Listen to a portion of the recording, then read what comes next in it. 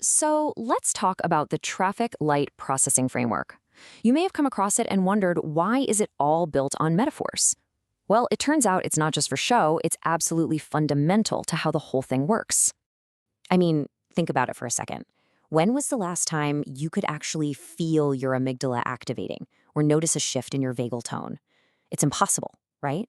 The actual science of what's happening inside us is pretty much invisible and totally abstract, which makes it so hard to work with when you're in the thick of it.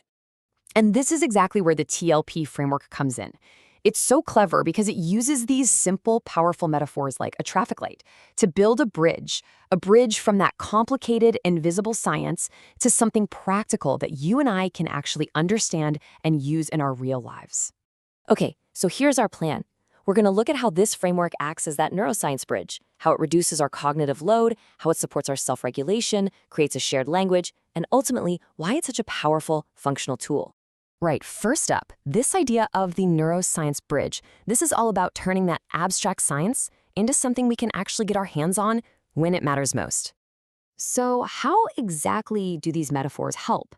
Well, our first major point is that they reduce what's called cognitive load. And when you're stressed, simple isn't just easier, it's way, way smarter.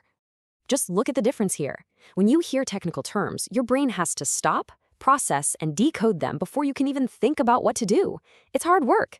But a metaphor, like a traffic light, hooks straight into a mental model you already have. Your brain gets it instantly. There's no building from scratch, it just maps the new information onto a familiar pattern.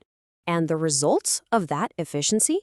The information actually sticks. You see, our brains are just wired to remember concrete images and simple stories much more reliably than abstract scientific facts. And when the pressure is on, what are you going to recall? A simple image or a complicated academic term? It's a no-brainer. All right, next up, let's dig into how these metaphors do so much more than just explain things. They actively help us manage our internal state. This is where they become a real tool for self-regulation. Consider a phrase like this. When someone says, "My engine is running hot," it sounds simple, but something incredibly powerful is happening. They're describing their state rather than being completely swallowed up by it. And this is basically the process. By using a metaphor to name what's going on, you instantly create a little bit of psychological distance.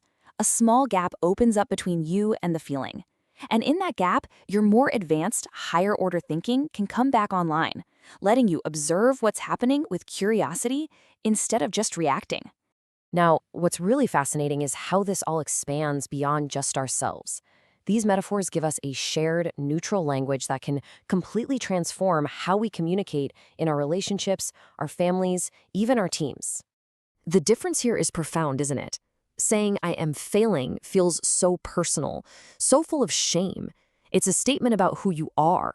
But saying "my system is in the red" externalizes it. It's not a character flaw, it's just a description of your system's current state.